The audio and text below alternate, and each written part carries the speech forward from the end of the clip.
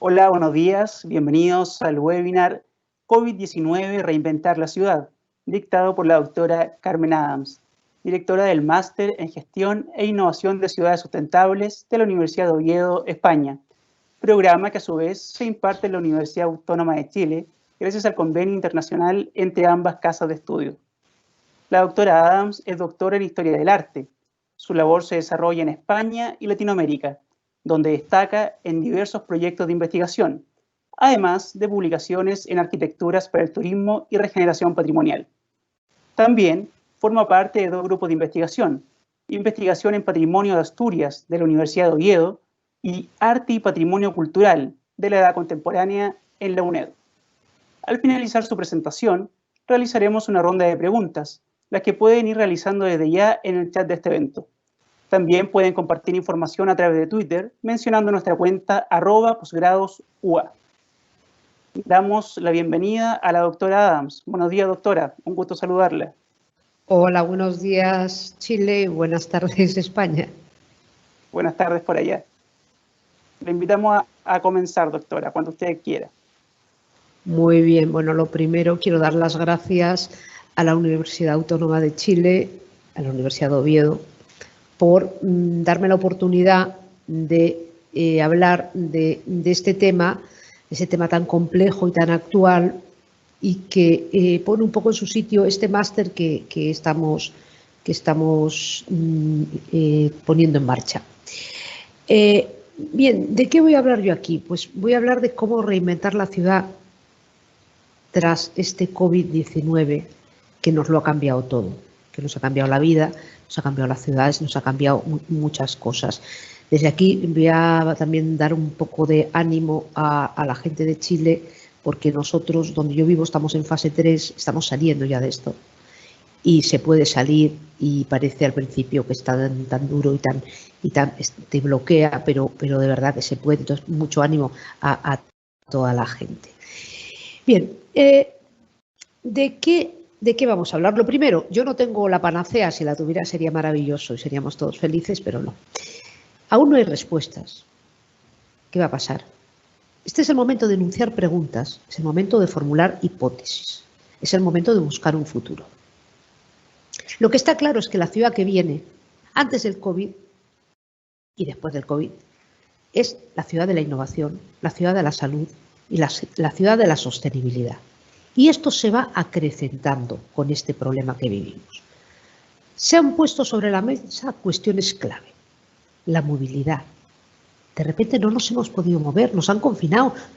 No pensamos que eso podría ocurrir. También hay que recordar que en todos los momentos de la historia, todas las generaciones han pensado que lo que les pasaba a ellos no les pasaba a nadie más y que su situación era crítica. Pero hay que pensar que hubo una revolución francesa, que se cortaron un montón de cabezas y el mundo siguió. Hubo guerras, hubo una primera guerra mundial, la Gran Guerra, que fue una cosa bárbara, nunca vista. El mundo siguió. Se perdieron las colonias, nacieron repúblicas, el mundo siguió. El mundo va a seguir, pero habrá que hacer cosas. Ahora estamos pensando en cómo nos movemos, estamos pensando en cómo protegernos, nos lavamos las manos, nos ponemos mascarillas, nos ponemos guantes, no nos ponemos guantes, aparecen las mamparas, que es está todo este tipo de cosas. Y empezamos a ahondar en la búsqueda de espacios saludables y para el bienestar, aún en el confinamiento. Es decir, en el confinamiento nos dimos cuenta de que necesitábamos urgentemente espacios saludables y espacios para el bienestar. Los necesitamos también cuando salgamos. El urbanismo, la historia de la ciudad organizada, la ciudad moderna, el urbanismo que nace con la revolución industrial, era aquello de la búsqueda del bienestar, aquello que unos socialistas utópicos, médicos, teólogos, sindicalistas, empresarios más o menos bien intencionados y la buena gente en general buscaban para que el proletariado viviera dignamente. Era la época de la primera, incluso de la segunda revolución industrial, la época de la máquina del vapor, luego de los combustibles fósiles. Todo eso, así surge la preocupación por la ciudad. No la ciudad surge mucho antes, pero la preocupación por la ciudad y el urbanismo moderno. Era la época en que gentes como Ries, fotógrafo y buena gente, fotografía y publica fotografía cómo vive la gente en los que llama los tugurios de Estados Unidos, donde están los inmigrantes. Estamos a principios del siglo XX, bueno, más o menos finales del XIX, principios del XX, y se publica este libro, Cómo vive la otra mitad, para demostrar con fotografías y contextos que había gente que vivía muy mal. Y eso era así nace en ese momento. Ahora también deberíamos preguntarnos, al modo de Risch, ¿cómo vive ahora la otra mitad? Spike Lee, el cineasta, decía que muchas de las desigualdades que existían antes del coronavirus, tendrán que ser paliadas después del coronavirus. Sobre esto no nos vamos a detener, pero es que hay otras realidades que ha traído el coronavirus en las que yo no voy ni a entrar, pero no puedo por lo menos mencionarlas y no pensar que estamos hablando solo de Europa y de América.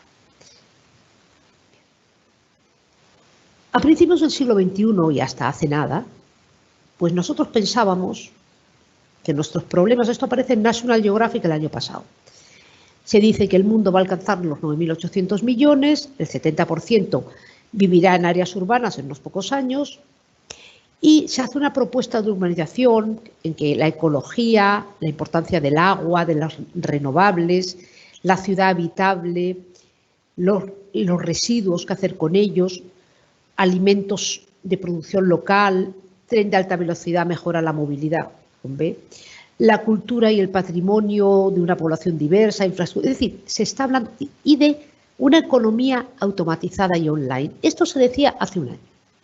Estos eran los problemas de la ciudad. Bien.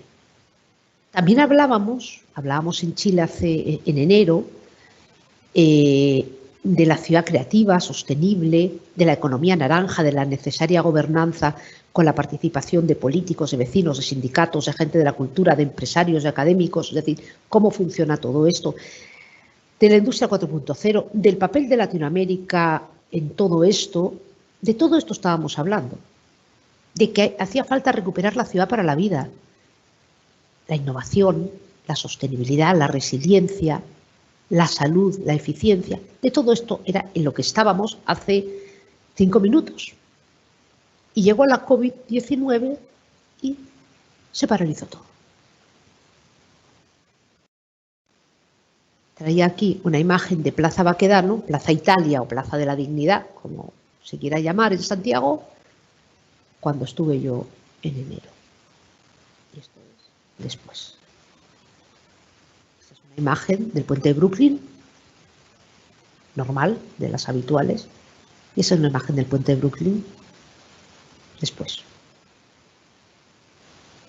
La plaza de San Marcos de Venecia. La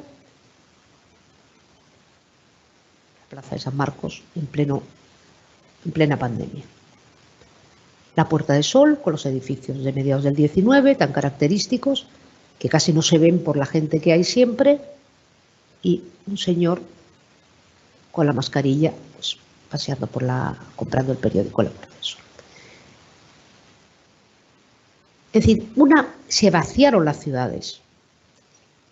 Pero en realidad, esto ya se había soñado. Es decir, había habido muchas ideas sobre este tema. Yo estuve buscando unas fotos de Hergé, el fotógrafo que en 1920 y tantos fotografió París siempre vacía. Estas fotos que tanto gustaron a los surrealistas, esta visión surrealista de una ciudad sin gente. Y ingenuamente yo pensé que yo era muy creativa por pensar esto, pero es que Mauricio Lima, fotógrafo brasileño, se le ocurrió lo mismo que a mí, pero antes, y lo hizo mejor. Claro que él ganó el Pulitzer y yo no.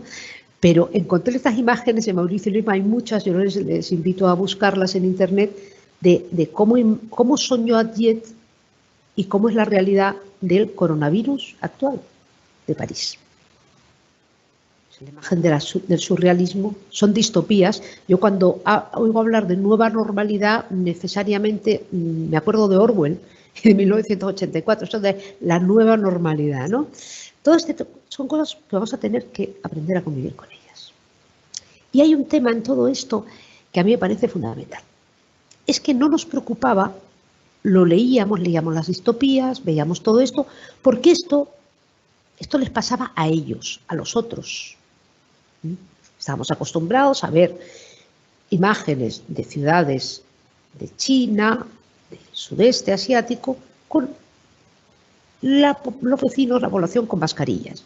Lo que no estábamos acostumbrados era que nosotros también usáramos las mascarillas y tuviéramos esta misma situación. Y esto es lo que cambia, la perspectiva. Entonces, todo esto nos ha hecho que podamos reflexionar también, parar y reflexionar. Esto es la playa de Benidorm, un lugar de vacaciones en la costa del Levante español, donde hay un ambiente nocturno incesante y donde viven o veranean o pasan temporadas muchos ancianos, por su buen clima, por los precios. Y es la playa vacía con esa frase escrita en la arena con las sombrillas o las tumbonas de la playa. Quédate en casa. Entonces, cuando nos paramos a reflexionar, empezamos a pensar en qué. Lo primero, nuestra salud, que no era algo en lo que pensásemos mucho. Empezamos a pensar en el consumismo, en la ciudad de género, que se dice, pero también de los frágiles en general, de los dependientes, de los ancianos, también de los niños. ¿Qué pasa con el mundo de la cultura? ¿Qué va a pasar en el mundo de la cultura? ¿Qué pasa con la universidad? ¿Qué pasa con la educación en general? Con el transporte público, tanto abogamos por el transporte público y nos empiezan a decir pues, que utilicemos nuestros automóviles privados. ¿Qué pasa con esas grandes urbes, esos centros masificados que pensábamos que eran mucho mejor que las zonas suburbanas, pero que empezamos a mirar las zonas suburbanas? Es decir, empezamos a replantearnos las cosas también por el estupor en el que vivimos, no porque a lo mejor sea la forma de hacerlo. Y entonces buscamos hipótesis, diagnósticos, para encontrar respuestas. Javier Ortigosa, del Plan Director Urbanístico de Barcelona, decía en La Vanguardia hace un poquito que hay que luchar contra la inercia de que todo vuelva a ser igual que antes, que es el momento de aplicar los objetivos de la Agenda 2030. Es decir, ya que hemos llegado hasta aquí, vamos ahora a hacerlo. Estos 17 objetivos de hambre cero, salud y bienestar, educación de calidad, me sale un poco cortada la imagen, lo siento, reducción de desigualdades, trabajo decente es muy importante, igualdad de género, ciudades y comunidades sostenibles, paz y justicia, etc. Y hablamos ahora de qué? Hablamos de salud, hablamos mucho de salud, hablamos de la distancia social, de transporte, hablamos de la pequeña escala. Aparecen experimentos, pasaportes de inmunidad. Yo vi que en Chile se está poniendo en marcha eso del pasaporte de inmunidad. Las apps que pueden permitirnos saber si hemos estado cerca de alguien que se ha contagiado, con lo que tiene también de restar intimidad, libertad, etcétera. Pero son cosas que están ahí. Nosotros las tenemos ahora en España ya instaladas en los móviles. Bien. ¿Y de qué más?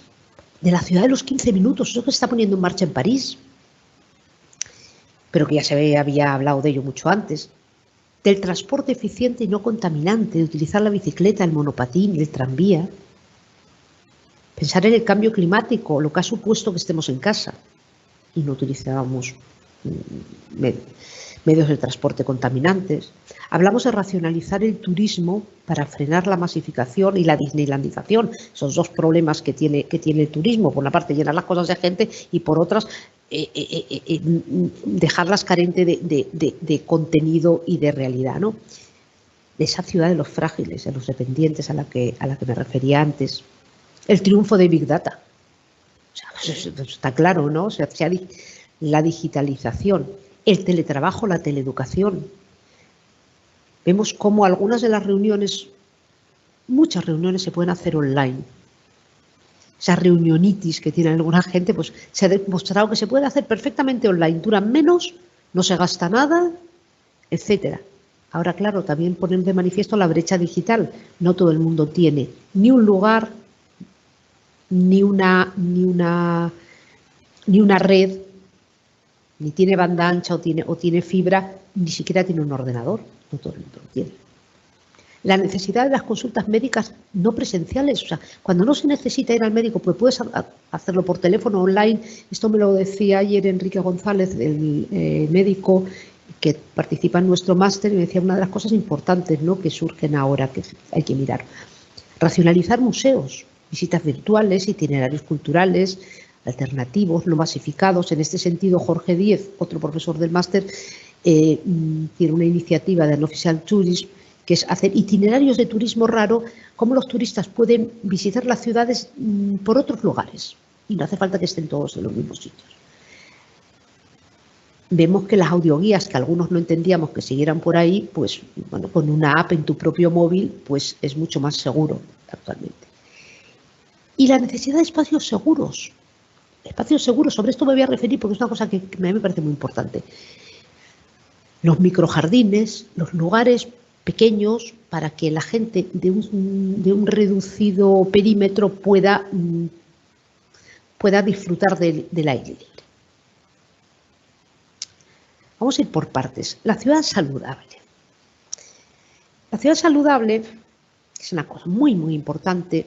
Esto, la fuente es el doctor Miguel del Valle, catedrático de Medicina de la Universidad de Oviedo y también profesor del máster.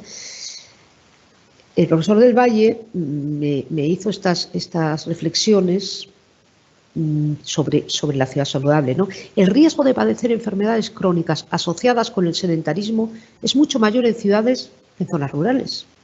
Y esas enfermedades cardiovasculares, metabólicas, endocrinas son la primera causa de muerte en el mundo. El estilo de vida y la actividad física saludable deben formar parte de la prevención y tratamiento de la mayor parte de estas enfermedades, y eso tiene que ver con el derecho a un medio ambiente saludable. Y también se constata ahora que la mayoría de las ciudades no están adaptadas para esto. Y esto, especialmente tras esta crisis, se ha visto. Hay que cambiar esto. Tiene que cambiar el espacio físico para que haya accesibilidad, para que haya encuentro, relación, juego, esparcimiento, mayor acercamiento a la naturaleza, y que hay que disponer de suficientes espacios saludables para practicar actividad física, rutas para caminar, correr, etc.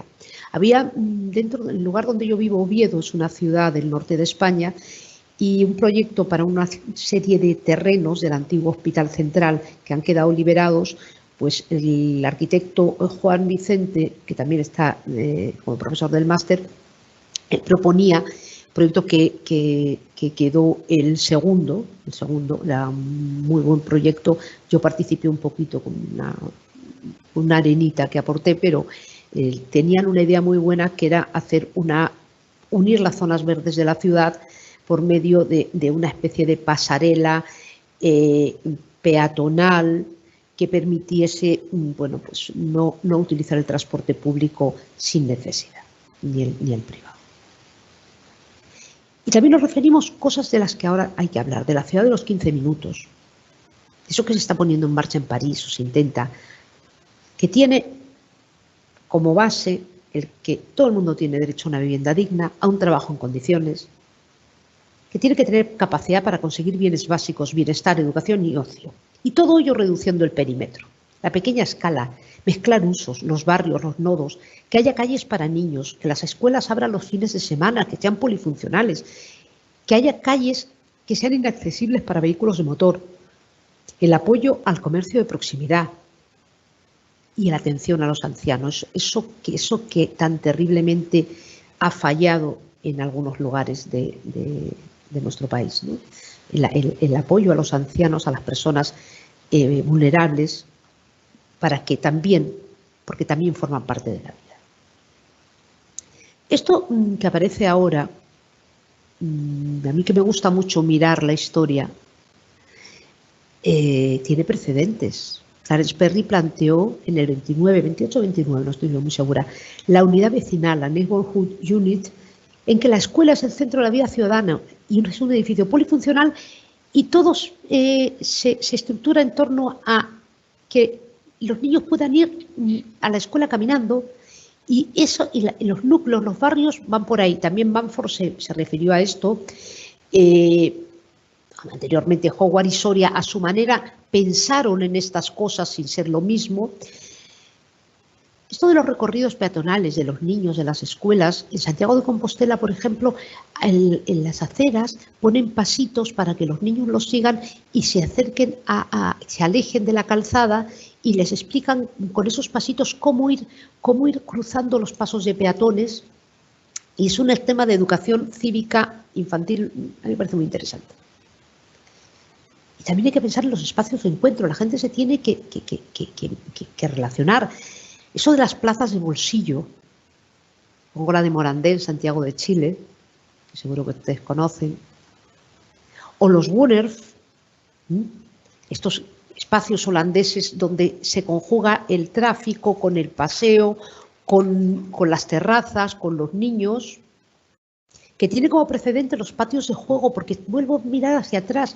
Muchas veces lo que pasa es que las cosas están inventadas, pero en su momento no hubo masa crítica o qué pasó, pero no se llevaron a cabo.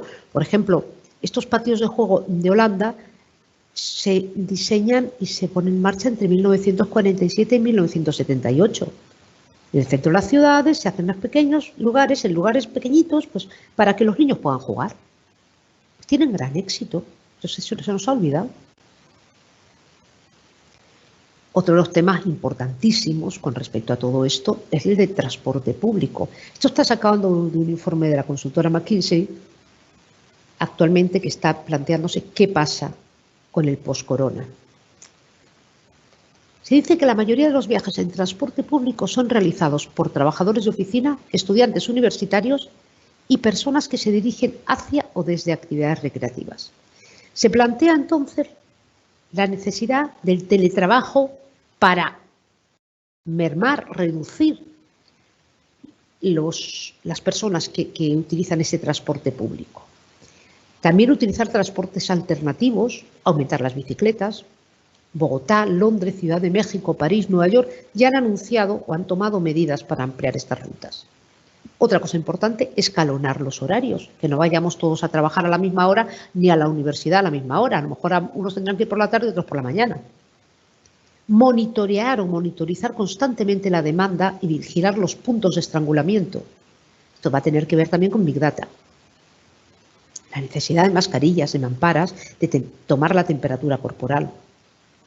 Se dice en este informe de McKinsey, que lo pueden ustedes consultar en Internet, algo que es muy serio. Podría pasar mucho tiempo antes de que el distanciamiento físico ya no sea necesario y los trabajadores de oficina puedan reanudar los desplazamientos todos los días.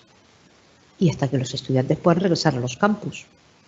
Y que los habitantes de la ciudad puedan tener una actividad de ocio normal. Entonces, mientras tanto, habrá que buscar otras fórmulas. Sobre el transporte también, el doctor Pedro Plasencia, ingeniero de la Universidad de Oviedo y también profesor del máster, me ha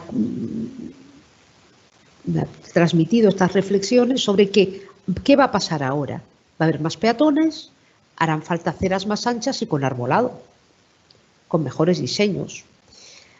Las terrazas tienen que colonizar más lugares. Va a haber estos parlets, que son estos lugares donde había zona de aparcamientos, que se pone una terraza, a veces incluso pagando la zona azul para poder colonizarla.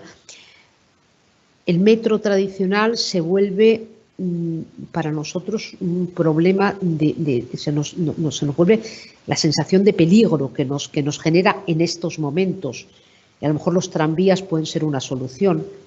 El uso del coche en principio aumentará ligeramente, pero es que hay mucha gente que no tiene coche. Entonces habrá bici eléctrica, habrá patinetes, habrá también vehículos eléctricos.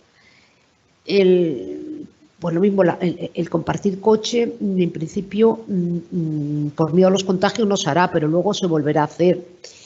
El taxi lo usan sobre todo ejecutivos y trabajadores que van muy rápido a reuniones, y si las reuniones se desarrollan online, pues a lo mejor esto cambia. Los vuelos, pues eso, están pensando qué hacer con los vuelos, que si mamparas, que si separar los asientos, que si incrementar los precios. Bueno, iremos viendo. Son los parlets que había alguna reflexión de algún think tank por ahí que estuve mirando que decía, ¿qué sensación ver durante el confinamiento tantos y tantos espacios vacíos en la ciudad que antes eran aparcamientos? ¿No? Bueno, pues a tenerlo en cuenta. Estoy aquí con lo de también Big Data, nos referíamos.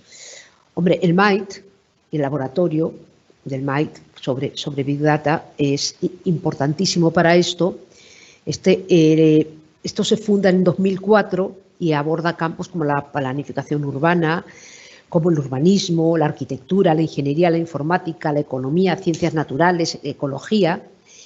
Hay una urbanista costarricense, Ariana Salazar, que a través de un programa allí se plantea el detectar y analizar la actividad de los peatones y la información ambiental, la calidad del aire, la temperatura. Yo sé que en Santiago de Chile también se está poniendo en marcha algo sobre esto. Se plantea que el futuro apunta a dar servicios en tiempo real. Esto era lo de monitorizar a lo que nos referíamos. McKinsey también tiene esta iniciativa que hacen el Congreso que se celebra en Barcelona en 2018 hablando de las Smart Cities, ¿no? Dice que los ciudadanos tienen que ser la referencia para las políticas municipales, buscar un futuro más habitable. Esto era antes de la pandemia, pero nos sirve. Big Data que habla de Smart Cities, de algoritmos, del Internet de las cosas, también del control sobre la vida que tanto miedo nos produce, ¿no? Hablamos de Smart Cities, hablamos también de teletrabajo,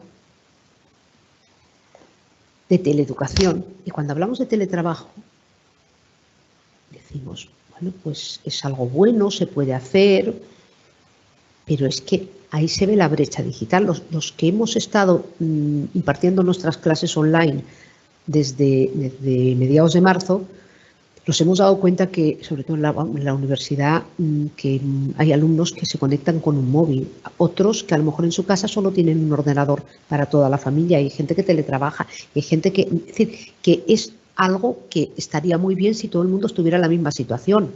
Luego está el tema de los horarios. Hay empresas que no han...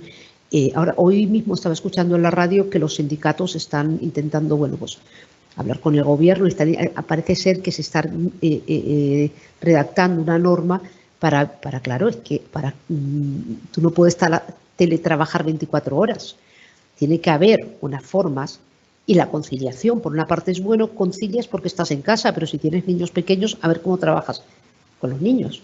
Y por otra parte, el gasto que supone, esto no se ha tocado en primavera, pero el gasto que supone, por ejemplo, de calefacción, el estar todo el día en casa, de electricidad, de una serie de cosas. También de materiales informáticos, o sea, los que teletrabajamos, pues yo este aparatito me lo he comprado ahora, me he comprado algún otro artilugio para poder... Entonces, bueno, pues habrá gente que eso le cueste un esfuerzo muy grande o que no pueda sencillamente. Y en ese sentido hay que ver las casas que vienen. Las casas que vienen, hay un interesantísimo estudio que yo les recomiendo echar un vistazo sobre confinamiento, vivienda y habitabilidad del Instituto de Ciencias de la Construcción Eduardo Torroja. Esto es en España.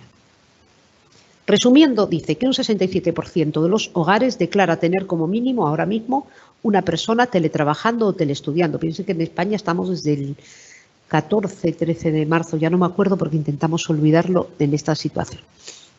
Que las viviendas más o menos son adecuadas, tampoco está claro quiénes contestan, pero que suspenden en aislamiento al ruido y que el confinamiento, como comentaba antes, ha transcurrido casi totalmente en primavera. ¿Qué habría pasado en invierno con la calefacción? ¿Qué habría pasado en un verano muy caluroso, que no tenemos en Asturias, pero sí tienen en otros lugares y necesitan aire acondicionado o algo por el estilo? Sobre esto hay un proyecto muy interesante europeo dirigido por el FECEA, por la Fundación FECEA asturiana, de donde yo soy, y en el que intervienen entidades, organismos y universidades de Portugal, de España y de Francia, del arco atlántico, para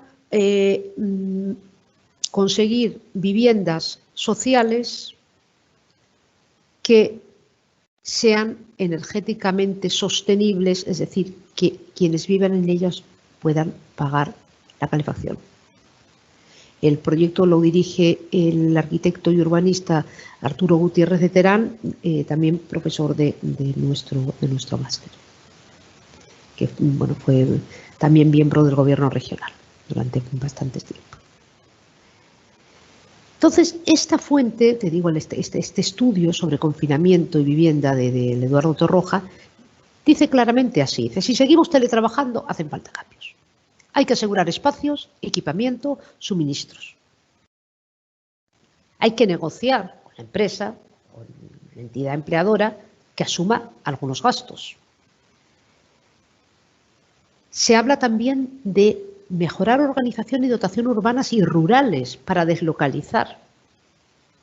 Se habla de una mejor distribución poblacional, se vuelve a hablar de la ciudad de los 15 minutos y se habla de reconquistar esa España vaciada que, para quien no sea de España, le explico que son esos amplísimos territorios rurales españoles donde no hay absolutamente nada. Y que sería una forma de recomponer. Otro de los temas complicados al hablar de ciudad y COVID, y tremendo, es el turismo. Yo aquí soy bastante optimista. Vamos a ver, hay que racionalizar el turismo para frenar la masificación y la disneylandización. Llevamos años diciendo, ¿y cómo sacamos a los turistas, por ejemplo, de Venecia? Pues mire usted, ya han salido, corriendo además. Pues si el problema era sacarlos, ya no están. Pues ahora es el momento de arbitrar soluciones para que vuelvan de una forma más razonable y no como venían hasta ahora, que quien haya estado en los últimos años en Venecia sabe que Venecia era un lugar, si vas a la plaza de San Marcos, que no tenía nada que ver con lo que era Venecia hace 15 años. Yo la última vez que estuve, creo que fue hace 2 años, un buen amigo me recomendó quedarme en un hotel en la plaza de San Marcos, aunque fuese el peor hotel del mundo, que de hecho era un quinto sin ascensor, para poder ver la ciudad a las 6 de la mañana, a las 7 de la mañana, antes de que llegasen todos los turistas. Porque yo me solía quedar en el Lido y, claro, iba a hacer lo mismo que hacía el resto y no iba a ver nada. Y efectivamente, hasta las 10 de la mañana se podía pasear y a partir de las 9 de la noche, 8 o 9, también se podía. Y con la gente de Venecia, que protestaban mucho por los turistas, pero, oh sorpresa, esto es lo que apareció el otro día, que se está quejando la gente de Venecia de que no hay turistas. No hay turistas y no hay universitarios, que eran las dos fuentes de ingresos principales. Entonces, a ver, habrá que racionalizar este lío. Esto es del 26 de mayo. Se habla ahora, o los think tank que he estado mirando, pues de turismo de proximidad, va a ser el tema. Los que nosotros en España tenemos vacaciones de verano a partir de gente en julio, algunos en agosto. Pues evidentemente va a ser cerca, va a ser dentro. El turismo rural está teniendo auge. La racionalización de los alquileres turísticos, es decir, el llenar las ciudades de alquileres turísticos parece que no tiene sentido y ahora muchos de esos apartamentos, casas de alquiler turístico se están alquilando para temporadas más largas, con lo cual beneficia a los vecinos de estos lugares. Esto se me ha cortado, pero es una cosa muy interesante que se llama Vitamin Box. Y es que es un paquete turístico de proximidad rural planteado por ecoturismo, etcétera, etcétera, y llama al turismo de proximidad sin masificar, alojamientos familiares en la naturaleza, porque es lo que vamos a tener ahora. ¿Qué pasa entonces, en cambio, con el turismo extranjero, que es lo que en España es una fuente de ingresos tremendas? 84 millones de visitantes al año, según datos de 2019, en la fuente Thinking Health, que es un grupo de think tank, que no sé si hay gente de fuera, pero hay muchos españoles, empresarios, políticos, académicos, y se habla de que el turismo extranjero no se va a recuperar mientras no se recupere la confianza sanitaria. Es decir, mientras no sepamos, la gente no sepa que va a venir y que aquí no se va a contaminar, para eso se habla de los corredores seguros, es decir, unir zonas que están en la misma fase o en la misma situación para poder pues, enlazar turísticamente unos lugares con otros. Otra de las cuestiones que han aparecido ahora es la del cambio climático. El cambio climático, que la revista técnica de medio ambiente señalaba que estos datos aparecieron en varios sitios, pero bueno, esta fue una de las que yo encontré. Las emisiones diarias globales cayeron un 17% respecto al valor medio diario de 2019. Y el confinamiento estricto, porque en España fue estricto, y ha sido estricto, la caída de emisiones fueron el 32%, fuera no fueron, el doble del global. Es decir, que nos estamos acercando a lo que se necesita. Claro, otra cosa es que esto vaya a mantenerse y luego que hay otros estudios que dicen que, sin embargo, hay algunos indicadores que no han disminuido. Bueno, pues eso habrá que ir estudiándolo todo. Otro tema, el mundo de la cultura. El mundo de la cultura, tan agredido por esto. Pues habrá que racionalizar los museos. A lo mejor esas grandes exposiciones que solamente miran al consumo, que tanto dinero mueven, pues de momento habrá que pararlas. Eso es lo que están diciendo directores de los grandes museos. Los aforos tendrán que ser más limitados. Las visitas virtuales se han convertido en algo habitual durante el confinamiento, pero hay algunos autores que plantean que y por qué no volvemos a algunas cosas que se han hecho en otros momentos, que son las exposiciones pensadas para ser virtuales. O sea, no vamos a filmar una exposición que se hace en tal sitio, no, vamos a realizar exposiciones online, con todos los medios que nos permite este formato. También los itinerarios culturales alternativos no masificados, a los que me refería antes con el Unofficial Tourist que comenté, los de utilizar las apps en lugar de las audioguías, la realidad aumentada como otro formato más. Esto es un ejemplo, cosas que estuve buscando en internet ayer, pues Museo del Prado abre las puertas con el aforo reducido al 30%, mascarilla obligatoria, distancia de seguridad. Ves aquí a una señora pues con la mascarilla haciéndose un selfie con las meninas. Pero también los museos virtuales que surgen, el Museo del Coronavirus, el arte de la pandemia. Ahí se están haciendo muchas cosas en este sentido. A mí me decía un pintor chileno afincado en España, Pablo Sibel, que está haciendo una serie sobre esto, ¿no? Sobre la pandemia. Es a lo que se ha estado dedicando en el confinamiento. Veis aquí, es que no se pasará en otros países, pero en España, en la primera semana de pandemia, lo que desapareció de los supermercados fue el papel higiénico. Entonces, bueno, ahora ya supongo que la gente tendrá que hacer algo con ello, estas cosas. Esto es el teatro, la Vernis del Ensemble, cómo ya se han puesto en marcha a quitar sillones, butacas, para poder reabrir. ¿Qué pasa en la educación? En la educación en la universidad pasan muchas cosas. Algunas que ya vienen de antes, las había puesto, pero las he quitado porque no me apetece. Eso da para otra charla. La universidad no puede ir por un lado distinto a la sociedad. No puede ir por otro sitio. Aquí se ha evidenciado con las clases online la brecha digital, que hay gente que no puede recibir las clases online porque no tiene manera. Que hay una brecha social, que hay viviendas no acondicionadas, que hay gente que hay 3 niños viviendo en la misma habitación. Hay gente que se tiene que conectar en la cocina mientras el padre o la madre está preparando la comida. Es decir, es muy complicado. La brecha cultural, sobre todo entre los niños más pequeños, donde los padres, pues por su educación, por el nivel cultural, no pueden ayudar a sus hijos con las tareas. No es que los ayuden los padres, y si los padres no saben, y si además los padres están teletrabajando y no saben, todos juntos y a la vez. O sea, se ha evidenciado que las clases teóricas, seminarios online, dan resultados razonables, si uno se esmera. Las clases prácticas o laboratorios tienen dificultades, por lo que a mí me han contado gente que las ha impartido. Y los exámenes, al menos lo que yo conozco, esto es un problema tremendo. No encontramos la fórmula. De hecho, la universidad a distancia en España no hacía nunca los exámenes, tanto a las clases online, pero los exámenes no.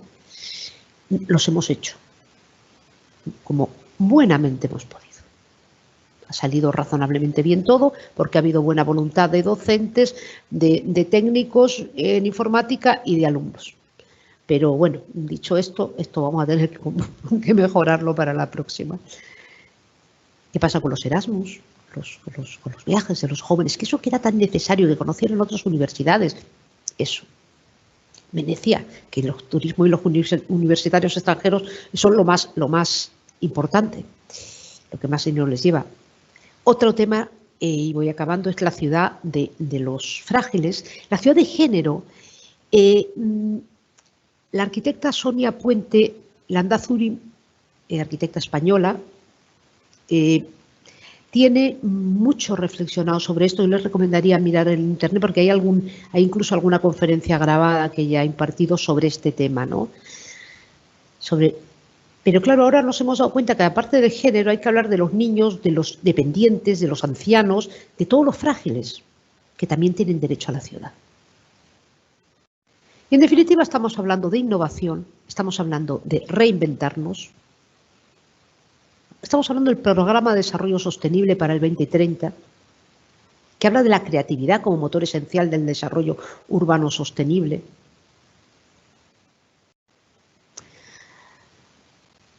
Yo recomendaría, ya casi para terminar, pues leer a Jared Diamond, el libro Colapso, que habla de convertir en oportunidades esas debilidades, los problemas, cómo unas sociedades se adaptan, ven venir los problemas y se adaptan antes y esas sobreviven, y las que no se enteran de que se están muriendo se mueren definitivamente.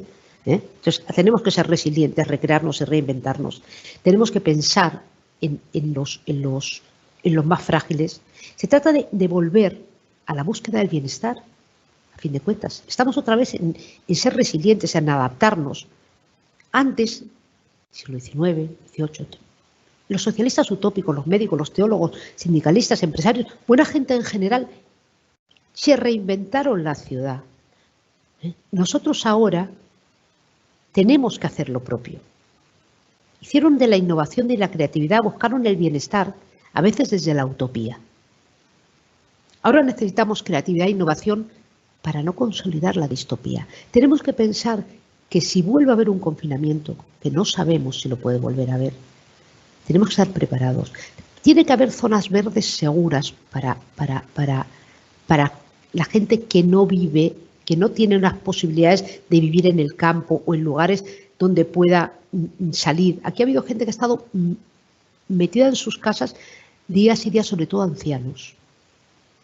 Y por eso, este máster en gestión e innovación de ciudades sustentables pretende partir de la innovación precisamente. Este que hacemos entre la Universidad de Oviedo y la Universidad Autónoma de Chile, con estos temas, son viejos patrimonios para nuevos usos, industrias creativas y turismo, teoría y práctica en renovación de centros históricos, la ciudad saludable, alimentar la ciudad, importante, cómo alimentar la ciudad, cambio climático y nuevas políticas urbanísticas y de ordenación del territorio, estrategias de arquitectura sostenible, espacio público, arte contemporáneo, patrimonio industrial, cultura digital, economía de las ciudades, más otra serie de temas que no tengo aquí y que también están impartidos por profesores chilenos. Y tenemos consultores de empresas, tenemos médicos, economistas, arquitectos, ingenieros, geógrafos. Y se trata de, tenemos que repensar cómo ha sido esto.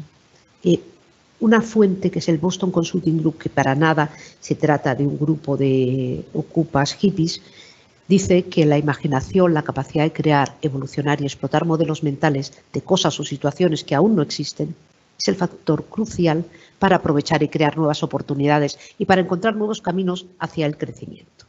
Porque, como decía Pablo Neruda, no es hacia abajo ni hacia atrás la vida. Gracias.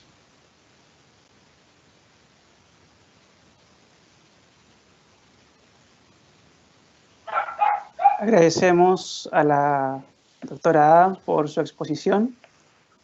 Doctora, efectivamente por acá tenemos algunas preguntas que ya lo habíamos anunciado al principio, que podían ir dejando sus dudas o inquietudes en el chat de este evento.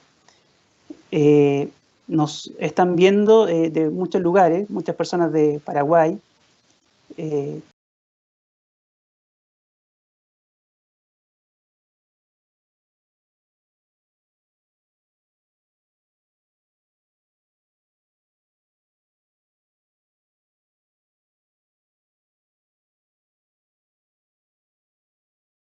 Proyectando, ¿cierto?, el término del COVID-19. Bien, en mi opinión, y todo esto tenemos que debatirlo porque estamos dentro del huracán, pero por lo que hemos podido ver, se pueden dar muchas clases online, se puede, depende de los niveles. Yo desconozco en una educación primaria, una educación infantil, lo veo muy complicado. En secundaria, en bachillerato o en universidad lo veo más sencillo, aunque yo soy partidaria de combinar esas clases online con otras presenciales prácticas y también que son necesarias para la motivación y para un aspecto colaborativo y socializante de la educación. Perfecto. Por acá tenemos otra pregunta, doctora. Dice, al terminar el confinamiento, ¿cómo difundir un cambio cultural para que las personas cambien el auto por otros medios de transporte, sobre todo en ciudades como Santiago, donde faltan ciclovías? Pues eso habrá que hacer un plan estratégico para ello y va a ser difícil y va a ser un reto. Pero es que es lo que nos tenemos que plantear, retos. Relacionado acá, Valentina nos pregunta, si no se encuentra vacuna para el COVID-19, ¿qué cambios principales deberíamos realizar en las ciudades para lograr adaptarlas y poder convivir con este virus? Lo que se está diciendo constantemente, hemos estado cambiando un poco de cosas, pero a mí ayer me decía el doctor Enrique González que fundamentalmente es la mascarilla. La mascarilla, lavado de manos y desinfectar objetos.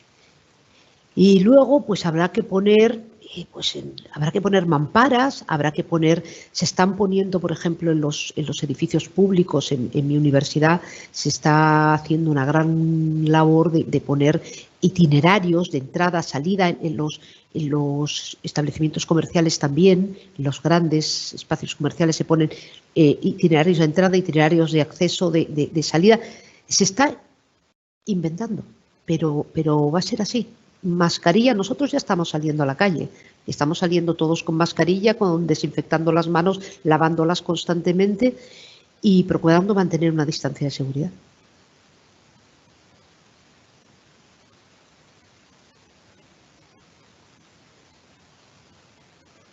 No sé si está, no oigo. Ahí sí, perdón. Ahora, Pablo, ahora no te sí. oía. Ahí sí, doctora. Relacionado con el tema de la educación, le comentaba, tenemos otra pregunta anónima, dice, ¿y el aprendizaje en pequeños de edad, pre-kinder y kinder, cómo será su educación? Me imagino que ligado a la pregunta anterior también sobre la educación presencial o en línea. Bien, pues eso yo creo que es algo que habrá que ir pensando. Hoy estaba escuchando en la radio que en España se ha tomado la decisión de que los pequeños se puedan relacionar entre ellos considerando que son cada clase de pequeños sea en conjunto una célula. Sinceramente yo desconozco eso. Aquí nos hemos todos vuelto epidemiólogos, pero yo no lo soy y lo desconozco de verdad, porque yo lo veo muy complejo. Los que tenemos hijos lo hemos complicado, de verdad, pero para eso hay expertos que están estudiando y debatiendo el asunto. Perfecto, doctora. Por acá tenemos también otra pregunta. Dice, ¿qué opina sobre el peligro latente que viven los guetos, megaconstrucciones de 300 y hasta 400 departamentos, donde mucha gente vive en poco espacio, en medio de esta pandemia?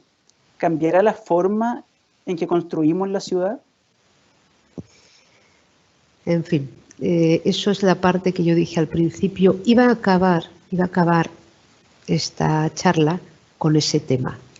Pero si se fijaron ustedes, puse al principio solo una imagen y una reflexión sobre que aquí vamos a hablar de América, vamos a hablar de determinados lugares. Hay otros que aunque también estén en América y aunque también de otros sitios donde las cosas son mucho más complicadas, debería hacernos reflexionar sobre esas formas de vida, pero eso ya estamos hablando de un cambio social.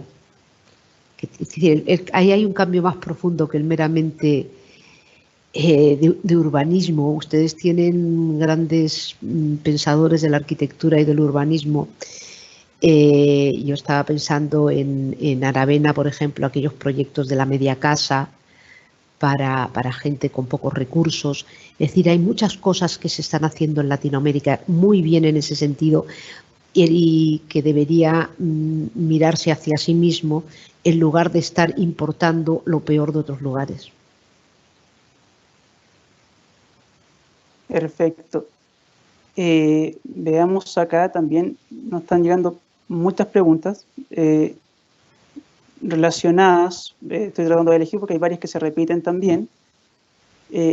Dice acá, ¿cómo se ve en el futuro, cierto? ¿Cómo incentivar el turismo en el futuro luego del COVID-19? Bien, eso hice antes una alusión, ya digo que están trabajando en ello las grandes consultoras internacionales y los grandes think tanks. Y por lo que yo estoy viendo que van todos más o menos en el mismo sentido, hay una primera fase del turismo de proximidad, el turismo rural, el turismo de naturaleza,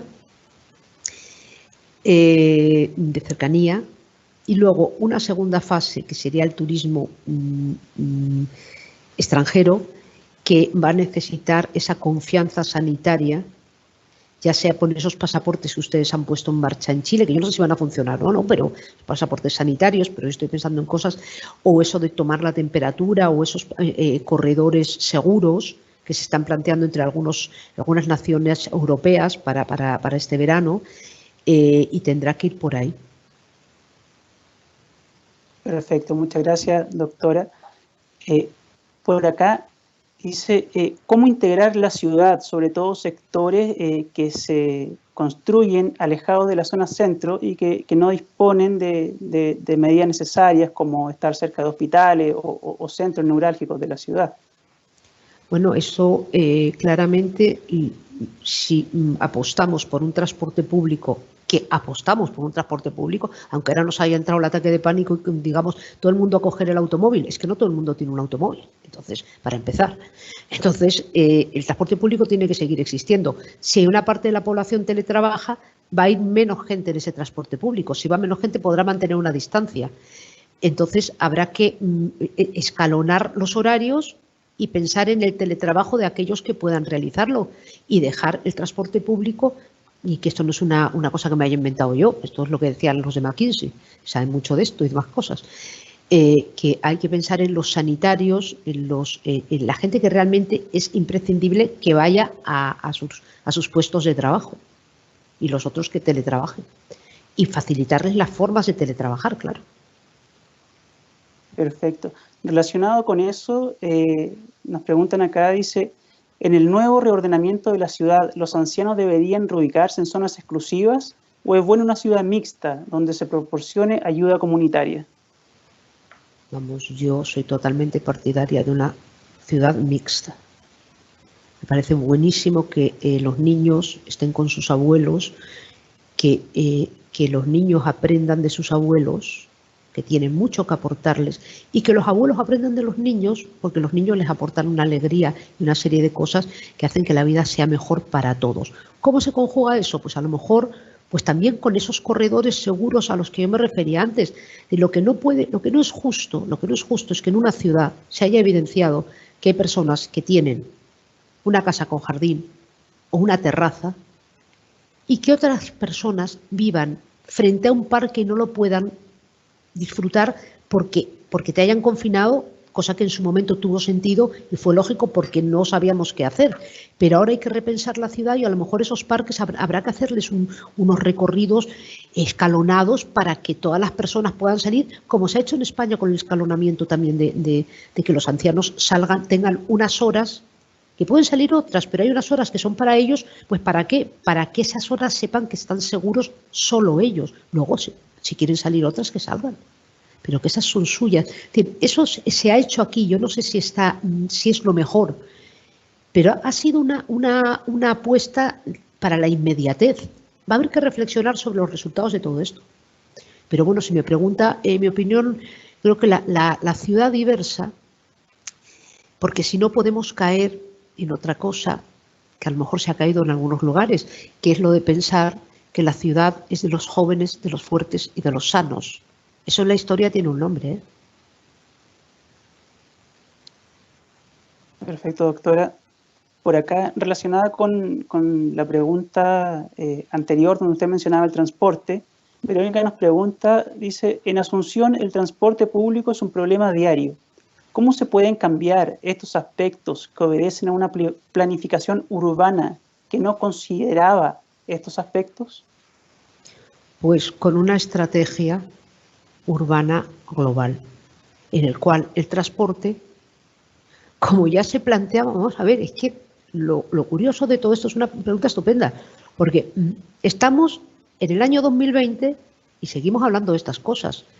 Hay un señor que se llamaba Jean Enard, que era un tipo que vivía en París a finales del siglo XIX, que se planteaba que la ciudad había que diseñarla pensando en el futuro. O sea, tú no puedes pensar en la ciudad ni en nada en la vida pensando a 5 años vista, hay que pensar en el futuro. ¿Y qué pensaba él? Que la ciudad iba a estar llena de automóviles y de transporte. Y entonces él se inventó cosas tales como las rotondas, que parece que es un invento actual, pues no. Estas pasarelas que los aeropuertos nos llevan con las maletas en los espacios amplísimos, pasarelas mecánicas, pues esas las inventa Enard hacia 1880 y algo. Y se plantea que los viandantes y los trenes y el transporte no pueden ir toda la vez porque unos atropellan a otros.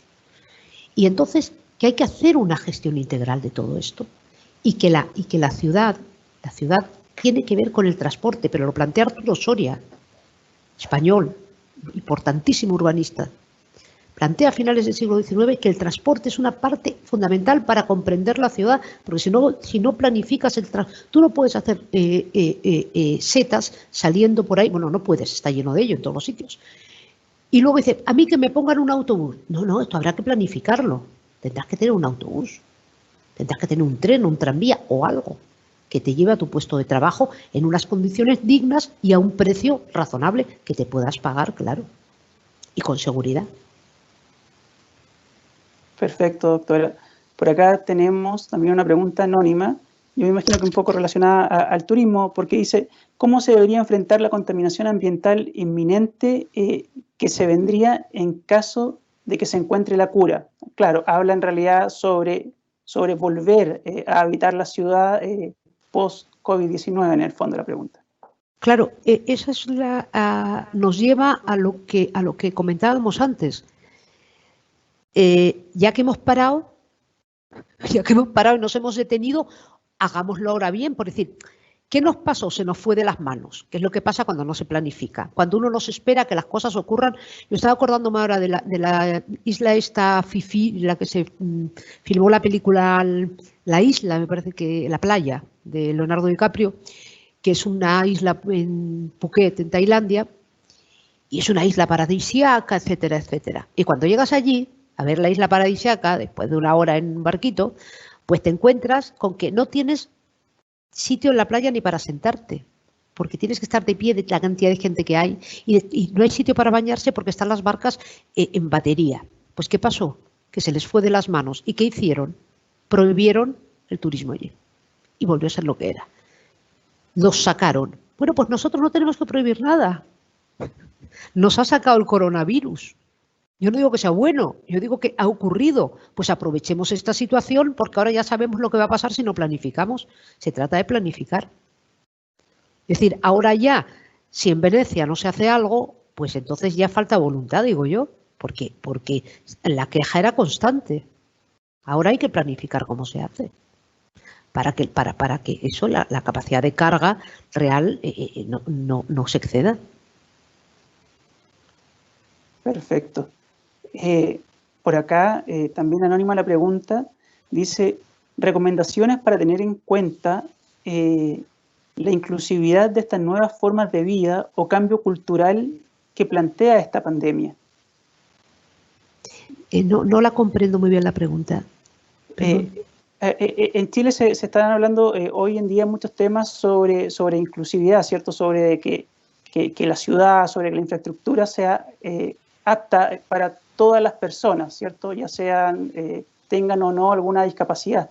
Me imagino que la pregunta se relaciona a si usted tiene algún consejo sobre cómo reinventar esta ciudad para que sea apta para todo el mundo. Bueno, en el sentido del uso de escaleras, sí, etc. sí, perdón, es que no lo había comprendido bien. Mire, yo pondría como ejemplo la ciudad de Vitoria en España, que se pone, no es que la ponga yo, o sea, es decir, yo no estoy inventando nada, yo es que leo mucho. Entonces, Vitoria es una ciudad que se pone como ejemplo en Europa de un sitio sostenible y adaptado. Por ejemplo, y voy a poner un ejemplo. En Vitoria, el casco viejo, que está, bueno, pues está un poco elevado, tiene ascensores para bajar y subir a la parte de abajo, pero no para los turistas, es para la gente de allí. Tiene unas rampas o escaleras mecánicas cubiertas para que las personas que viven en la parte de arriba puedan bajar con la compra, subir. No es para que el turismo, porque hay otras ciudades en España donde han hecho unas cosas maravillosas, por ejemplo en Toledo, unas escaleras, diseño fantástico, pero que son para que los autobuses de los turistas que llegan a la ronda alrededor de lo que es la parte vieja de Toledo, dejen allí a los turistas y estos suban en esas escaleras maravillosas a ver la ciudad. Pasen el día y se vuelvan. Que no duermen allí casi nadie. En cambio, lo de Vitoria no hay más que ir y ver que son los propios ancianos, señores o señoras con carricoches de bebés, los que suben en esas rampas y les facilita la vida. Entonces hay formas, hay que leerse todo lo que son cartas de turismo sostenible, que por cierto estaba mirando el Código Ético Mundial para el Turismo, por ejemplo, que tuvo lugar en una asamblea en Chile en el 99, o todas las cartas de sostenibilidad, de sostenibilidad urbana, etcétera, que ponen muchas a Vitoria como ejemplo y a otros lugares. Hay muchas cosas hechas y lo que hay que hacer es mirar lo que han hecho otros antes y que ha funcionado y que generalmente suelen ser unas iniciativas pequeñitas, aparentemente modestas, pero de gran eficiencia. Perfecto, doctora. Por acá hay otra pregunta que dice, ¿la reestructuración de una ciudad debería ir de la mano con la conciencia de las personas? Creo que aún hay personas que, dadas las medidas de seguridad sugeridas, aún no las respetan. Bueno, esto es lo mismo que me ríe porque me recuerda a alguien que me contaba, es que no puede ser una persona anciana que me contaba a mí. Es que no puede ser que voy por la calle y me vienen unos jóvenes de frente y sin mascarilla ni nada y me pasan al lado. Digo, es que eso no lo vas a cambiar ahora. La mala educación y la falta de civismo la ha habido siempre en muchos colectivos. Es decir, hay que crear esa conciencia cívica. Lo mismo que la hemos creado para que se utilicen las papeleras. Y no sé, pues en España nos hemos acostumbrado a tirar los papeles a las papeleras.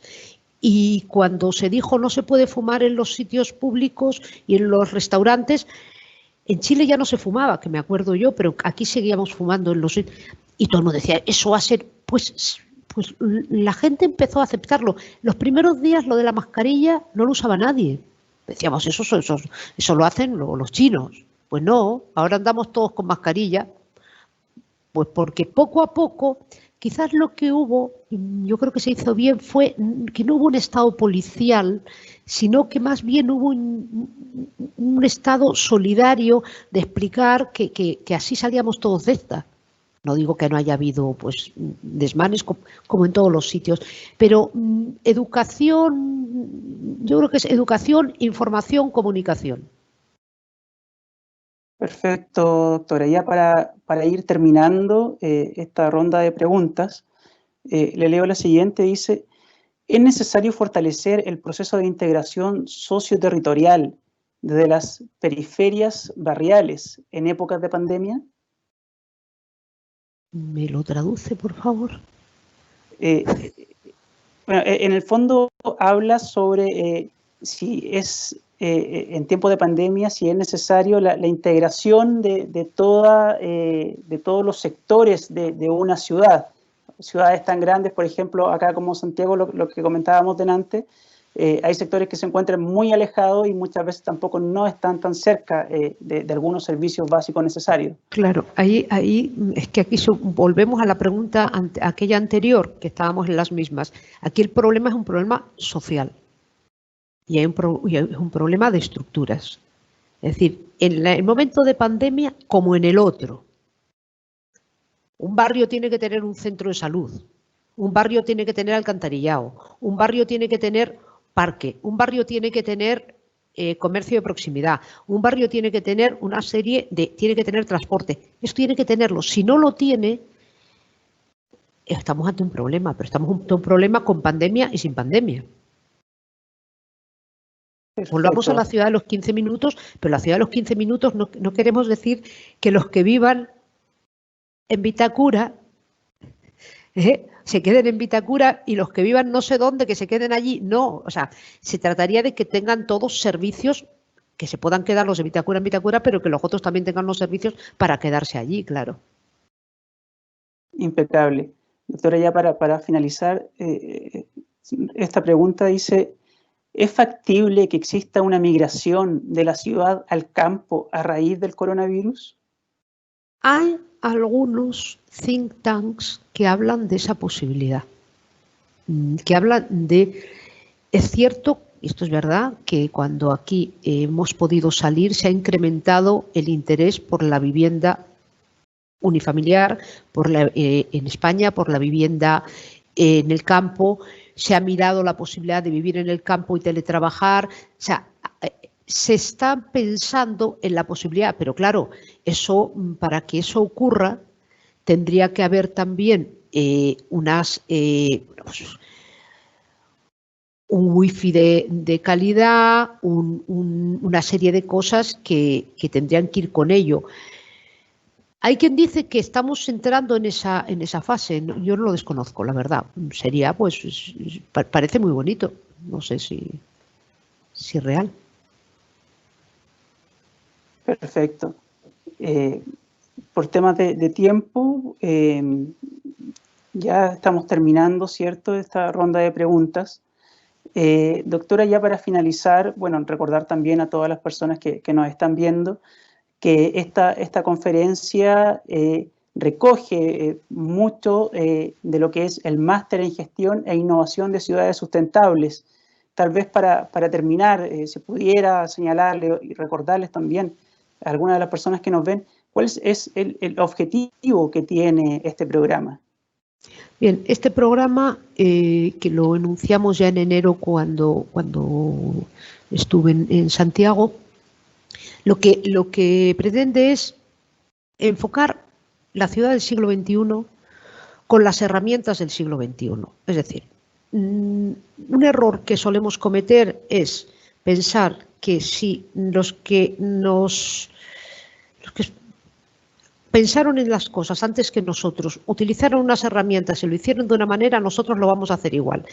Yo siempre digo que esos sabios maravillosos que inventaron cosas nos correrían a gorrazos si nos vieran hacer eso, porque ellos se inventaron una forma de hacerlo. Nosotros tenemos que inventar la nuestra. Entonces, ¿cuál es la forma? Es buscar nuevas herramientas, utilizar todo lo que las nuevas tecnologías, lo que Big Data, lo que el mundo digital, todo lo que nos aporta, todas estas situaciones que conocemos de esos extrarradios que usted comentaba y que hemos visto que no han funcionado porque no tienen estos centros. ¿Qué pasa con el transporte público? Tenemos que reinventar eso. ¿Y cómo se hace? Con nuevas herramientas. ¿Cómo se hace? Con un equipo multidisciplinar. Yo me jacto de haber conseguido un equipo de auténtico lujo. O sea, yo tengo desde, voy a citar por un momentito, pues tengo de la Universidad de Oviedo al catedrático Miguel del Valle, catedrático de Medicina, que va a hablar sobre la ciudad saludable. Al ingeniero de caminos Pedro Plasencia, que es experto en transporte y Big Data. Rosario Alonso Ibáñez, que es catedrática de Derecho, que trabaja sobre tema de alimento, de alimentar la ciudad, tiene proyectos en Chile, en Latinoamérica y es experta también en legislación relacionada con patrimonio. Yo misma voy a hablar pues, de la reutilización sostenible y resiliente de los viejos patrimonios para nuevos usos. Los consultores de la consultora internacional Estrategia de Posicionamiento y Crisis NEARCO, Oriol Balaguer y Agapito Pageo, son expertos en renovación de centros históricos. Ellos han tenido mucho que ver con lo que ha pasado en Lima o con lo que está pasando en Colombia. Jorge Díez Zacón, que es experto en arte público, y cómo recuperar el espacio público para el arte contemporáneo, cómo el arte contemporáneo recupera el espacio público para el ciudadano. Arturo Gutiérrez de Terán, urbanista, que va a hablar de cambio climático y políticas urbanistas, es el que dirige y el que ha ganado el concurso internacional para dirigir el proyecto de ARCA, de las viviendas sociales sostenibles. El arquitecto Juan Vicente y su socio en Chile están haciendo varios macrohospitales en Chile y son los que están renovando el hospital más grande de Madrid, el Hospital de la Paz de Madrid, y son también artífices de muchas obras muy importantes. Javier Santa Cruz, del Instituto de Estudios Bursátiles, experto en economía de las ciudades. Karis Oschlager, que es alemana, me cuesta mucho, que dirige el Laboratorio de Arte y que va a hablar de patrimonio y cultura digital. También tenemos como colaboradores al doctor Enrique González sobre la ciudad saludable, a la catedrática Dolores Antigüedad sobre industrias creativas y turismo, José Castillo Ruiz, profesor catedrático de la Universidad de Granada y experto en la Alhambra sobre cómo ha servido la Alhambra para regenerar lo que es toda la ciudad de Granada.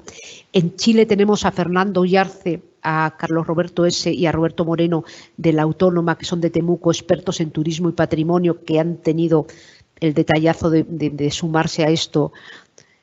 Y después también Gladys Camacho, profesora de la Universidad de Chile, profesora de Derecho, doctora en Derecho, y Sergio Sperer, que experto en capacidades ciudadanas para vivir creativamente la ciudad. Es decir, tenemos un amplio elenco de profesionales de primer nivel, académicos, empresarios y gente que trabaja en todos los ámbitos y que yo pienso que vamos a conseguir un programa completo con una mirada poliédrica, que es lo que necesita la ciudad del siglo XXI y más ahora, después de esta pandemia, que además nos ha demostrado que estábamos en el buen camino y que por ahí tenemos que seguir.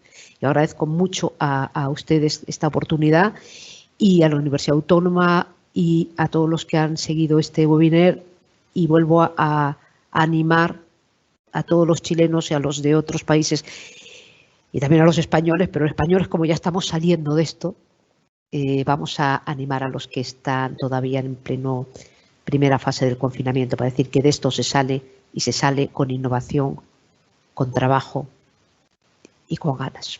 Gracias. Muchas gracias a usted, doctora. Gracias por su tiempo, por su presentación. Hemos recibido muchos saludos y felicitaciones también. Y de esta forma comenzamos a despedir esta conferencia. Los dejamos a todos invitados para el próximo 17 de junio, donde el doctor Pedro Arcos tocará el tema crisis sanitaria, el impacto del COVID-19 en la salud pública. Doctora, no sé si usted quiere dar algunas palabras de despedida o tiene algunas palabras más que decirle al público. Pues nada, que muchas gracias a todos, un beso muy fuerte y animar a todo el mundo a que esté el 17 de junio, porque seguro que lo que va a decir el doctor Pedro Arcos de la Universidad de Oviedo va a ser muy interesante. Perfecto. Muchas gracias, doctora. Nuevamente, muchas gracias a todas las personas que nos vieron. Muchas gracias por su tiempo. Esperamos reencontrarnos el 17 de junio. Si tienen dudas sobre lo que se ha visto aquí o lo que se ha visto en conferencias anteriores, pueden visitar nuestro sitio web, universidadautónoma.cl, en la pestaña posgrado. Está toda la información que requieren. Agradecerle nuevamente su presencia y que tengan un muy buen día. Muchas gracias, un besito.